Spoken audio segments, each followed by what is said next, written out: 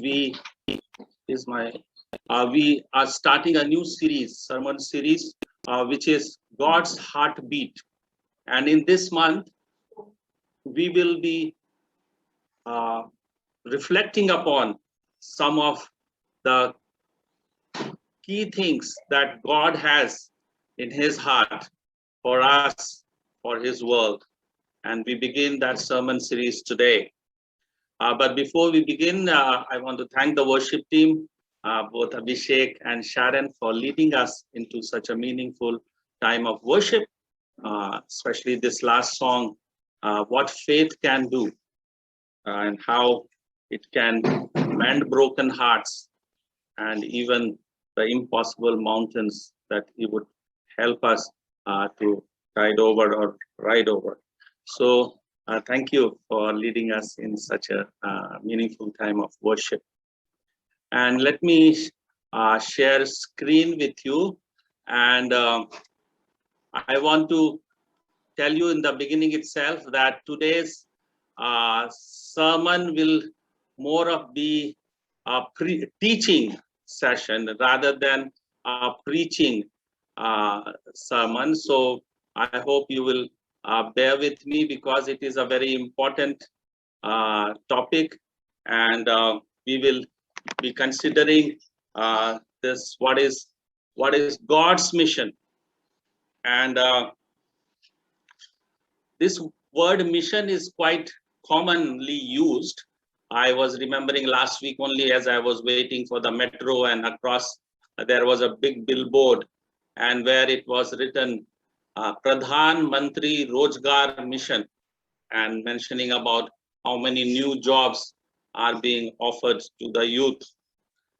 And likewise, this mission can be used in various contexts, Saksharta mission, or you may have in your the companies or organizations you serve, there would be this vision and mission. So this mission word is quite familiar to each one of us, that we use in so many different settings. But in general sense, this word mission is understood as a long-term purpose or goal that is to be achieved through proximate objectives and planned actions. So that large long-term purpose, large goal or a big goal is often seen as a vision, that is the big picture, and that how to reach that big picture is achieved through small goals and objectives. And in the Bible also, you would find some of the references that is there where this word is used, mission, in the same kind of a meaning of a given assignment or a task. And we will refer to some of those just to understand in what all meanings this word has been used. So first one is Joshua chapter 22 and verse 3. And I'll read it for you. It says, "For a long time now, to this very day, you have not deserted your brothers, but have carried out the mission the Lord your God gave you." So here, Joshua is speaking to the Reubenites, the Gadites, and the half tribe of Manasseh. So these 2.5 tribes had gone ahead because they had settled this side of the Jordan, but to help their other brethren tribes, they had gone to fight the battle, and now successfully they have returned. And that is how Joshua is speaking to them, addressing them and saying, you have carried out the mission the Lord God gave you. So that is, again, here is a specific mission that was entrusted to them, and they have successfully completed that. There is other references in the book of 1 Samuel and chapter 15 and verse 18 and 20, we can read. Here it says, here Samuel is speaking, and he says, he's speaking to Saul, and he says, "And he sent you on a mission, saying, go and completely destroy those wicked people, the Amalekites, make war on them until you have wiped them. So again, a very specific assignment entrusted to Saul. And then Saul in response in verse 20 says, but I did obey the Lord, Saul said. I went on the mission the Lord assigned me. So like that, he again is also accomplishing the mission that was assigned to him. And in the same book, chapter 21, verse 2, also we will read quickly. Here, David is answering Ahimelech. He's the priest. He says, the king charged me with a certain matter and said to me, no one is to know anything about your mission and your instructions. So again, he's referring to a specific mission that he was sent in, and that is again the similar kind of a meaning, a specific task or mission assigned.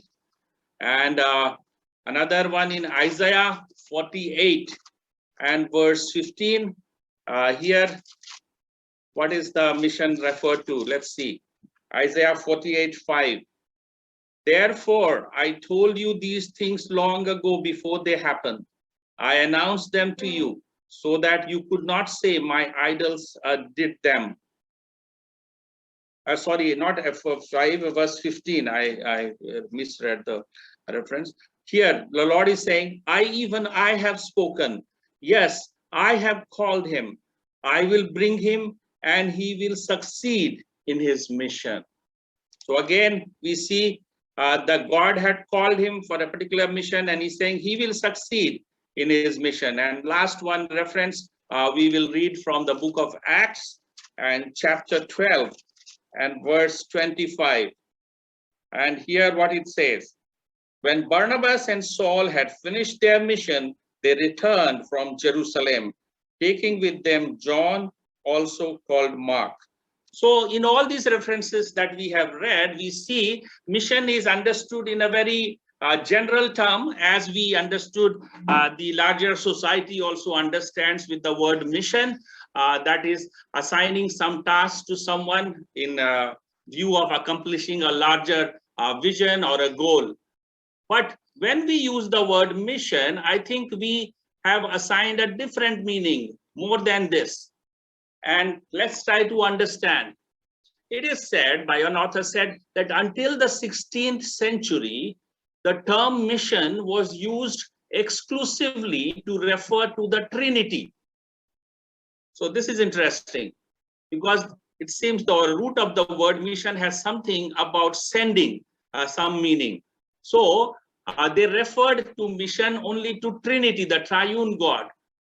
By the understanding that how God the Father had sent his Son, and how God the Son sent his Holy Spirit.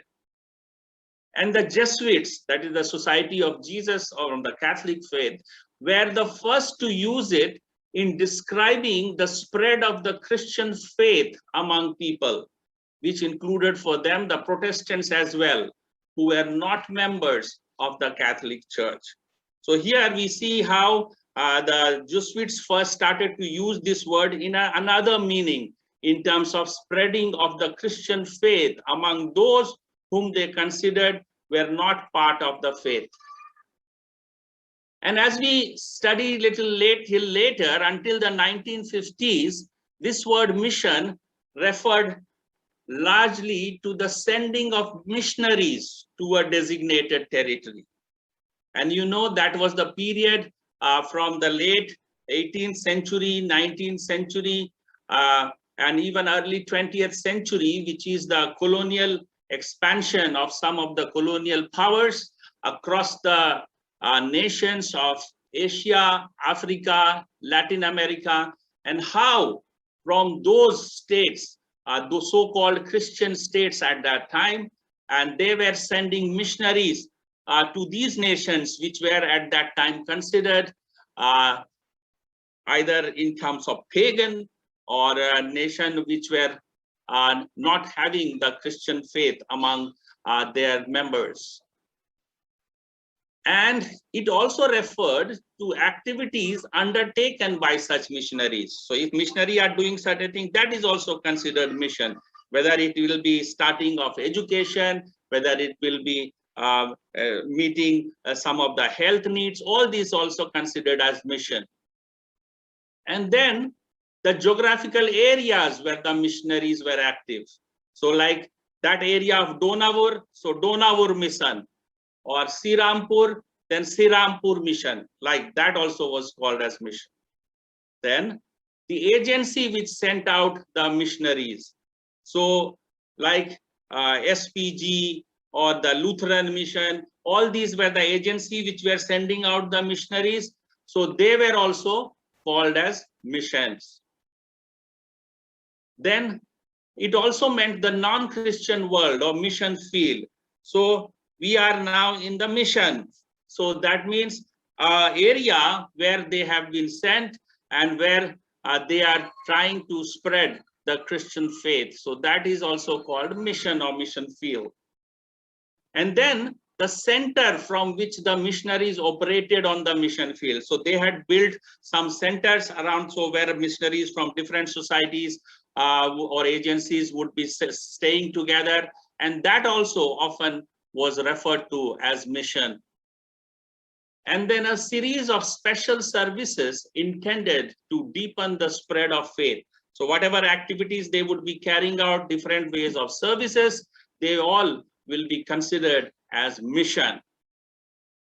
In all of this, we see as it was articulated in the World Missionary Conference in Edinburgh in 1910, the primary purpose of mission was understood as the evangelization of the non-Christian world.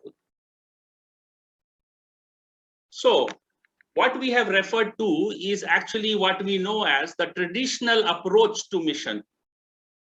Now, this traditional approach to mission, which took shape within the modern missionary movement, especially starting from the late 18th century with William Carey and all, and prior to that also in Tamil Nadu, some of the missionaries had come. So this we see as to the traditional mission approach.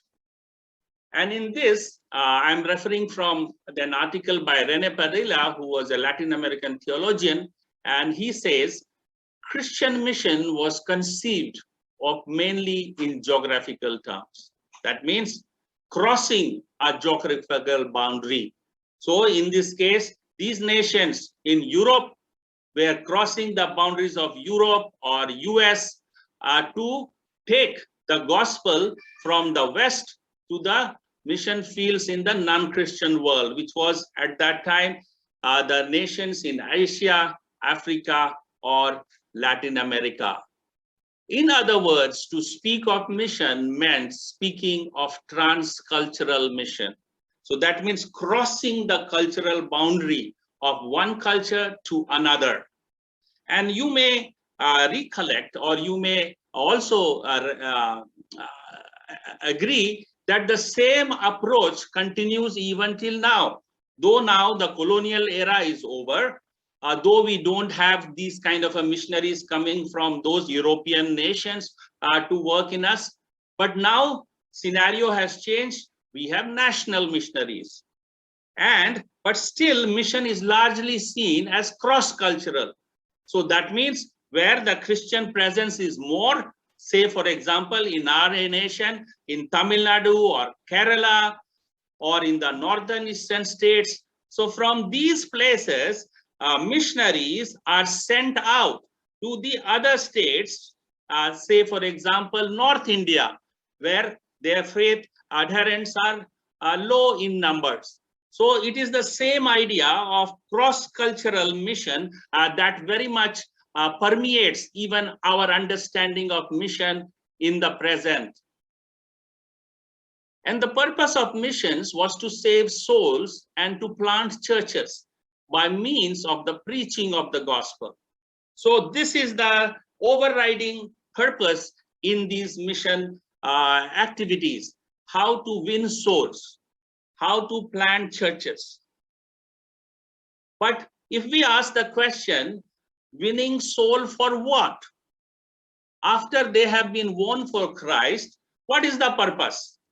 Okay, they will form a new church there, worshipping community. Okay, but what is the purpose of that worshipping community? What is the purpose of that church that has been established? Now that may not be clear many times, because as a result of this mission that has happened, large parts of, like in Africa also, in many countries, the majority of the people became followers of Christ, so to say. They became Christians. Churches were formed in some countries like, say, Rwanda or Uganda. There is very majority population became Christians. But then what is as they become Christians, what is they supposed to do? What is their role in the society community? Perhaps those things are not so well articulated in this approach. And the agents of mission were principally the missionaries, the majority affiliated to missionary societies, either denominational or interdenominational. So the agents of mission are who? Primarily the missionaries who are going, sent by these missionary societies. And they could be denominational or interdenominational, known as faith missions. And the qualifications of the missionaries was to feel generally on an individual subjective level called by God. So they have to have a calling that God is calling me to this country of India, or God is calling me to North India. God is calling me to work among the tribals in this particular state. So that kind of a calling. And it was considered the highest calling, the maximum commitment that a Christian could make in serving God. So it is in this approach considered few people have such calling, and this is one of the highest calling. They are totally dedicating their life. We call full-time mission, full-time ministry, full-time missionary, and they are dedicated totally of themselves, sacrificing their life, families, and going to a cross-cultural context, and that is considered the highest calling. And the missionary agencies will also, along with that, promote, saying, go or send, or go or give and support. So if you are not able to go, if you are not called, you support, you give, or you pray. So in this approach, what is the responsibility of the local church? So the role of the local church, with the exception of a few churches that sent out missionaries without the intervention of missionary society. So like some churches, like they themselves are sending missionaries. But in others, where it was the missionary agencies which are sending, like now in India also, it is largely missionary agencies like FMPB, IEM, IMA, all they are sending out the missionaries. And what is the role of the church in this? To provide personal and spiritual and economic support for missions. So likewise, that we do in our church also in DBF, that we provide either through personal home-raised missionaries or spiritual by praying for them and providing some economic support for those missionaries. Even the preparation and training of the missionaries was delegated by the local church to specialized institutions, because they consider church is not so well equipped. It is those missionary agencies who are much more expertise in this area, so they will be called to train and equip those missionaries. So Rene Padilla says the identification of the mission of the church with transcultural mission resulted in at least 4 dichotomies, and that have had a negative effect on the church. And he talks about these 4 dichotomies. What is that? First one, the dichotomy between churches that send out missionaries and churches that receive missionaries. If you read the story account or historical account of that period during colonial period, you will find how there are churches which were sending out missionaries from those home states of Europe, and what the churches that were receiving those missionaries in these 2/3 world countries, and how there is such a dichotomy between the two. Second, the dichotomy between home and the mission field. located in some other country or region. So the missionaries, they have their own home country, home state, where they will go for furlough, or they will go after their retirement. They will go back to their home country after serving in that mission field. And the dichotomy between missionaries called by God to serve him and common ordinary Christians. So this is the big dichotomy, that it is only those specially called people whom we call missionaries, that they are called by God to serve him. The rest of us, we are ordinary Christians, common lay people who can enjoy the benefits of salvation, but are exempt from sharing in what God wants to do in the world. So this, you see, is still very much prevalent among us as well. The dichotomy between the life and the mission of the church. If in order for a church to be a missionary church, it were sufficient to send and support a few of its members to serve in missions, it is possible that such a church had no significant influence or impact on its surrounding neighborhood. So in this approach, what we are seeing, if a church is to be considered a missionary church, it is enough for that church to send and support a few of its members to serve in mission. And it is quite possible that such a church will have no significant influence or impact on its surrounding neighborhood. So we have to examine what is our impact in the neighborhood in which we are located. The life of the church was carried out in the local surroundings at home, whereas so all the activities of the church happens in the local surroundings, and mission took place in another setting, in the mission field.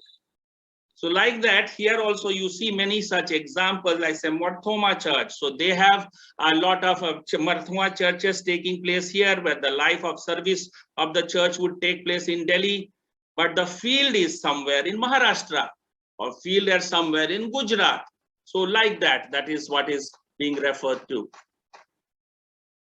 And consequently, mission was reduced primarily to the task of evangelization carried out by missionaries sent from Christian countries to the mission fields at that time, and now from those Christian areas to the mission fields of our country. And thus, they fulfilled representatively the missionary responsibility of the whole church. So what we are seeing is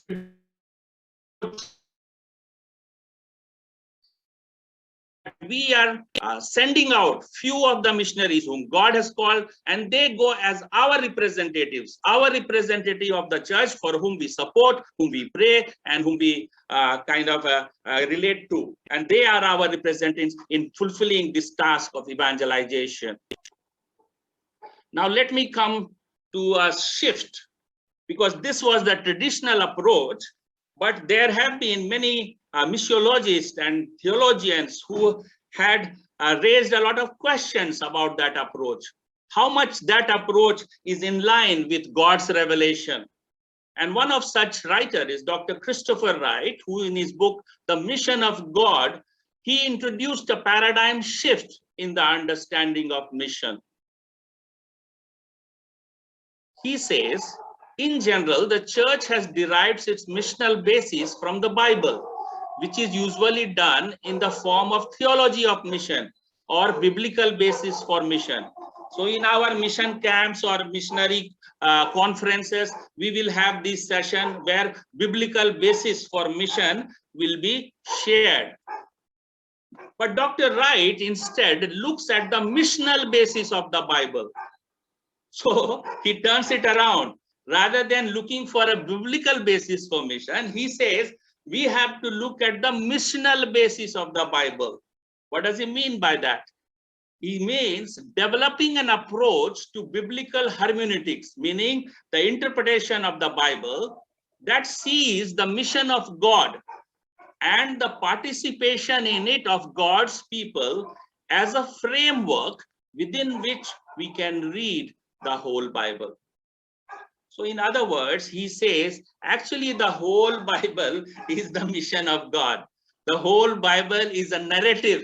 We don't have to look at Matthew 28, 18 to 20 or Mark 16, 14, 15 as the text for the mission. No, the whole of Bible is actually talking about God's mission in this world. And that is this new paradigm he gives to us, where he says, mission is a major key that unlocks the whole grand narrative of the scripture. He says, the writings in the Bible are themselves the product of and witness to the ultimate mission of God. The Bible renders to us the story of God's mission through God's people in their engagement with God's world for the sake of the whole of God's creation.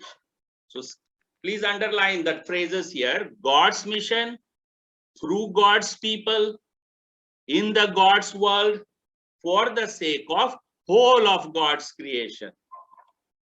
So mission is not just one of a list of things that the Bible happens to talk about, but is what it is all about. So he's saying actually the whole of the Bible is about the mission of God. And he defines mission in these terms. He says, mission means our committed participation as God's people at God's invitation and command in God's own mission within the history of God's world for the redemption of God's creation.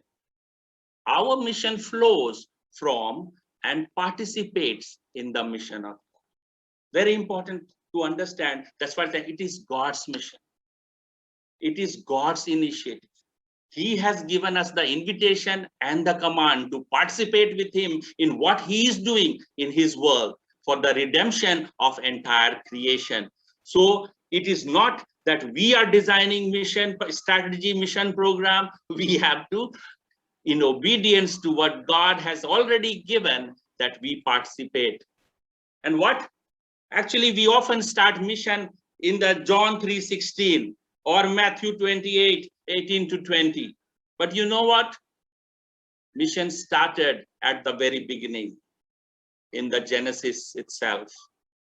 And we read it when in Genesis 1:28, God is giving a mission to humankind, a mission, a task which he assigns to them. And what is that mission he assigns?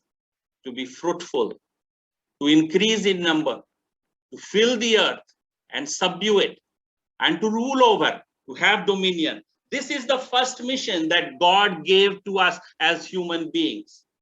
This we call the creation mandate, create commission. And the 5 commands which the Hebrew words used are procreate, which is the Hebrew word is feru, multiply, rebu, fill, milieu, subdue, kibesh, and rule, radu. So this is the mandate he gave to us first. And when he made us the vice regents of his delegated authority over his creation. And we know that how we messed it up because of our fall into the sin and then disobedience, and how this mandate we didn't do in the way that God wanted. So what was that mission? Can you hear me? Hello? Yes, we are here. Okay. Yes. Okay, thank you.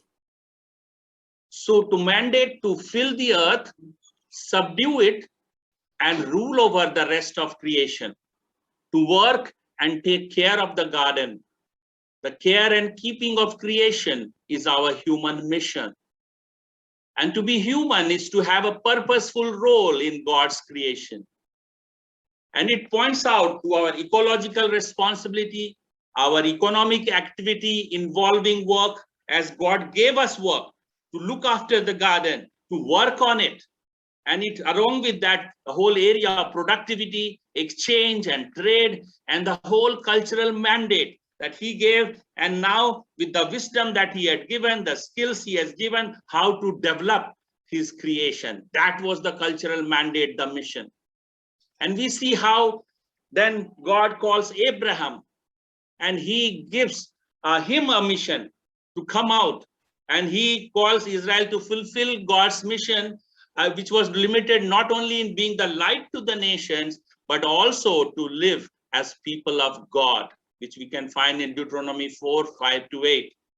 Israel came into existence as a people with mission, entrusted to them from God for the sake of God's wider purpose of blessing the nation. So through you, I will bless all the nations of the earth.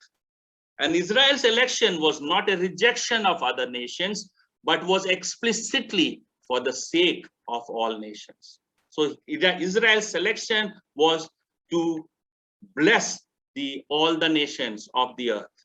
And in that we see, in the fulfillment of time, Jesus came with that mission. And the mission of Jesus was to do the Father's will. God's mission determined his mission.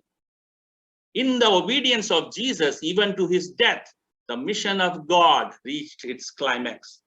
For God was reconciling the world to himself in Christ. And then we see church with a mission.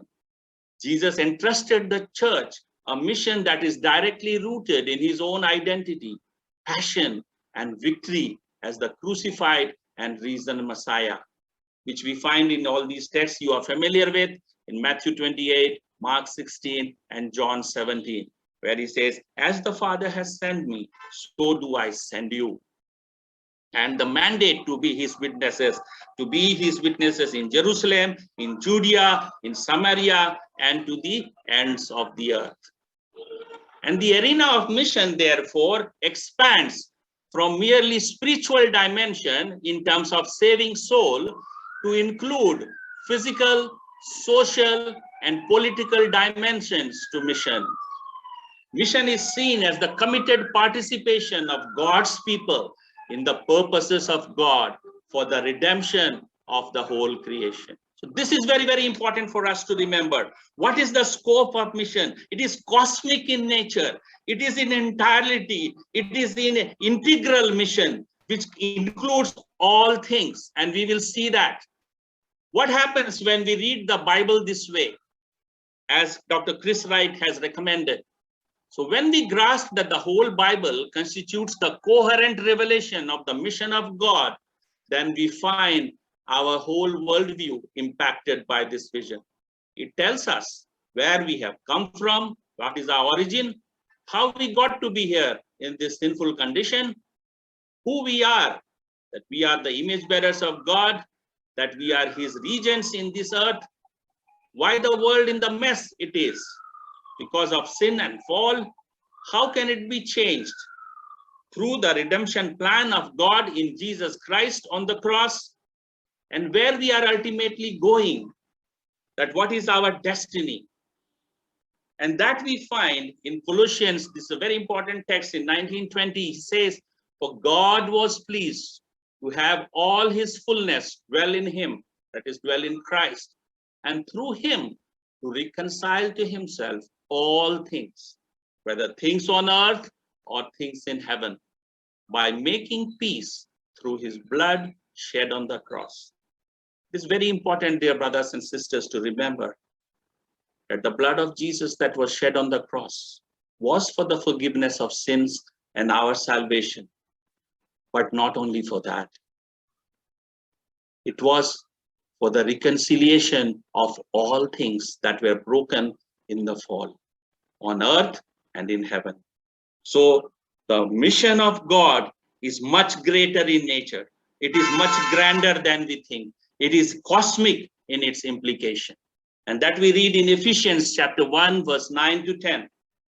Paul says, he made known to us the mystery of his will, according to his good pleasure, which he purposed in Christ, to be put into effect when the times reach their fulfillment, to bring unity to all things in heaven and on earth under Christ. So brothers and sisters, remember, this is the big vision of God, of God's mission. that God wants to unite everything in heaven and on earth under Christ. That is what means Christ is Lord.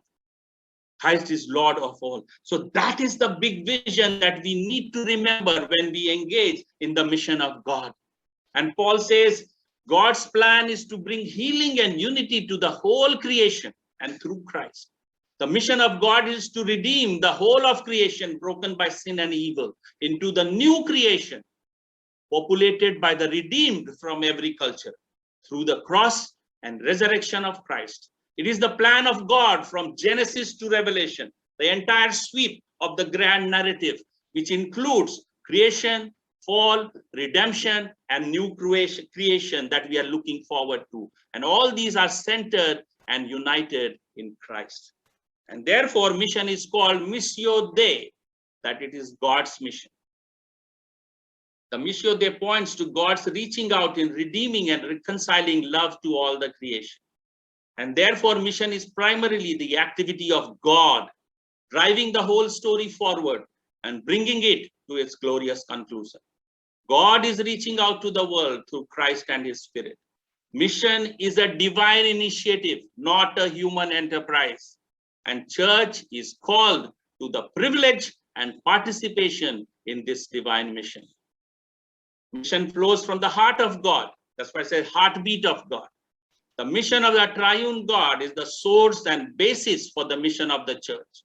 All Christian mission finds its root and fountainhead in the God whom we worship, revealed in the scripture as Father, Son, and Holy Spirit.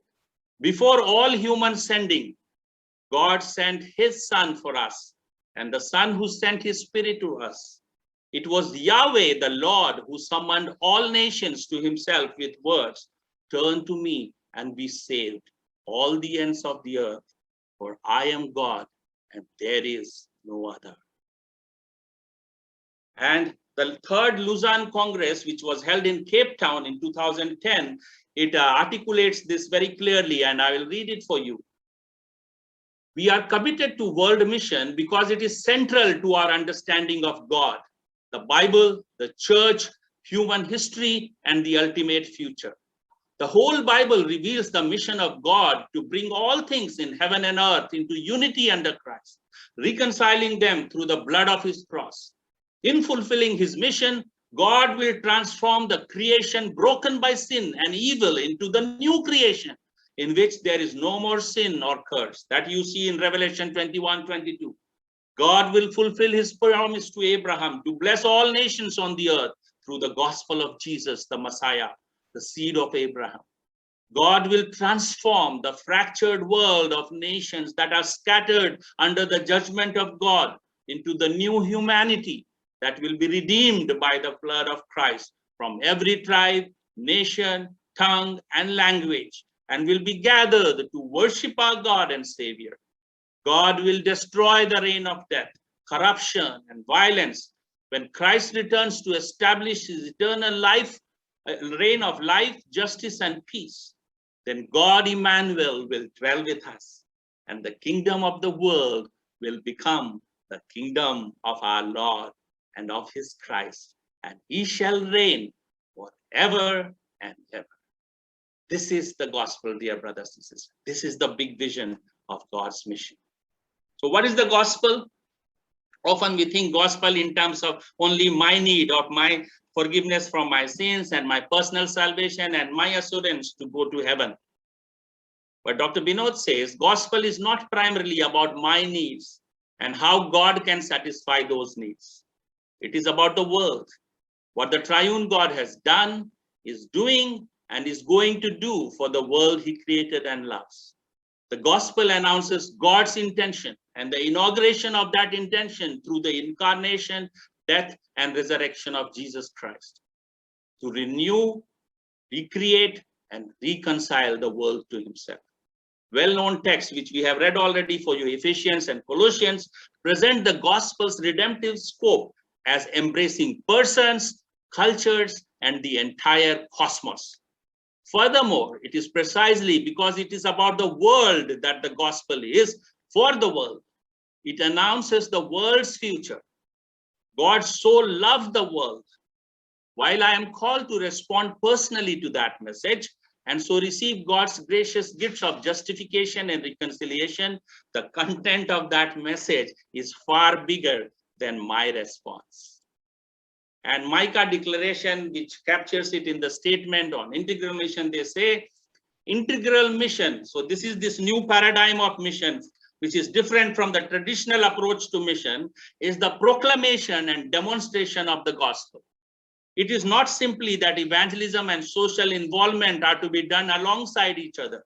Rather, in integral mission, our proclamation has social consequences as we call people to love and to repentance in all areas of life. And our social involvement has evangelistic consequences as we bear witness to the transforming grace of Jesus Christ. If we ignore the world, we betray the word of God, which sends us out to serve the world. If we ignore the word of God, we have nothing to bring to the world. And Chris Wright refers to the mission of God's people, the church, and I will quickly go through that. He says the mission of the church is the mission of Christ, and to proclaim the good news of the kingdom, to teach, baptize, and nurture new believers, to respond to human need by loving service, to seek to transform unjust structures of society, and to strive to safeguard the integrity of creation and to sustain the life of the earth. So all these five, this is mark of mission.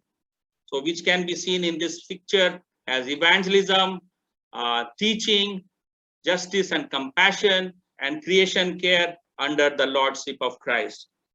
Chris Wright tries to make it into three. And he says evangelism and teaching together, which consists of building the church. That is in our 4 pillars of the church.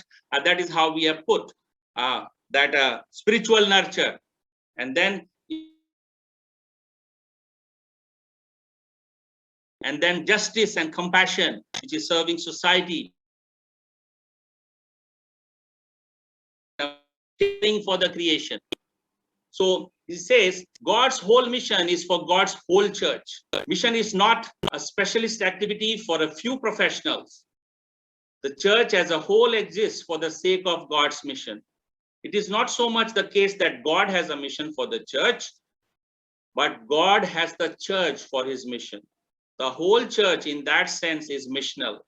Everything the church is and does should be connected in some way to our very reason for existence. The whole church is called to participate in the whole mission of God. And the whole church's mission includes every church member, not only few who receive the call. Because if the whole church exists for God's mission, then so do all its members. The church is missional by definition. So if we call ourselves Christians, we have to be missional by calling. The mission field is wherever faith meets unbelief, wherever the kingdom of God in a believer's life encounters the kingdom of this world. That is the front line of mission. For that, we don't need to go cross-culturally. It happens just as we move out of our door, or maybe even inside our door. And that could be next door as much as in the next continent. And every member's mission includes the whole of life. The point calls for a change in our personal perspective on life. We have to break the ingrained habit of thinking in two spheres, of the secular and the sacred. And it has become such a dominating paradigm in our life that we are scarcely conscious of it. It just seems the way things are. There is a religious part of life that God is interested in, which we say church, Christian activities, worship, prayer, evangelism. And there is the rest of life where most of us spend most of our time. That is our work, family, leisure. And we assume that the whole point of the second sphere is only to give us a bit of money and spare time to do whatever we can to support the first sphere. But mission is for the whole life. It begins by telling us that Jesus is Lord of all of life within his creation. Jesus is Lord of the workplace and the family. He's the Lord of the streets and the skies, schools and slums, hospitals and housing, governments and business, academia, sport, culture, all time and all space. So the discipleship and mission that Jesus calls us into is for the whole of life. If Jesus is Lord of heaven and earth, then there is no place, no job, no vocation, no day or night, no part of life at all that is exempt from the rest of what he says in the Great Commission, and all that it refers back to in the rest of the gospel. Therefore, mission is not an agenda to be tackled by people assigned to do it for the rest of us. Mission is the very mode of existence for the whole life of every member of the whole church. It may not require us crossing a geographical frontier, but definitely it needs to cross the frontier between faith and no faith. And in order to cross the frontier between faith and no faith, crossing geographical boundaries is not indispensable. Commitment to mission is the very essence of being the church.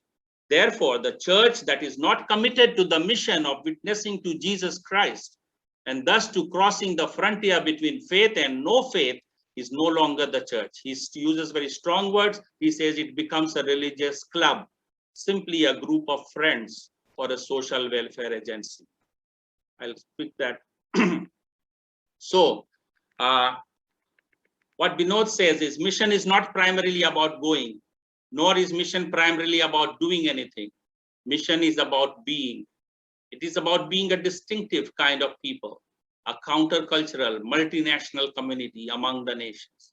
It is modeling before a skeptical world what the living God of the Bible is really like. Whether we remain all our lives in the towns of our birth or travel to the slums of Calcutta, we are called to mission. For mission is to put our lives on the cutting edge where God is at work. And God is at work challenging the false gods of culture, religion, and marketplace. God is at work seeking justice for the widow, the orphan, and the alien. And God is at work freeing men and women, giving them new identities that transcend those of class and caste and tribe and nation. In conclusion, he says, mission is the means designed by God to carry out within history his purpose of love and justice revealed in Jesus Christ through the church and in the power of the Spirit. So, we often ask the question, where does God fit into the story of my life? Actually, the real question is, where does my little life fit into this great story of God's mission? We often talk about applying Bible to our lives, but what would it mean to apply our lives to the Bible? We talk of making the gospel relevant to the world, but in this story, God is about the business of transforming the world to fit the shape of the gospel. We argue about what can legitimately be included in the mission God expects from the church, when we should ask what kind of church God expects for his mission in all its comprehensive fullness. I may wonder what kind of mission God has for me when I should ask the question, what kind of me God wants for his mission. So in your breakout room questions, you can discuss these two questions. What new insights did you receive in your understanding of mission? And what steps we need to take as individuals, families, and as a church to participate in God's mission. May God bless by the hearing of his word and the application of those words in our lives and the life of the church.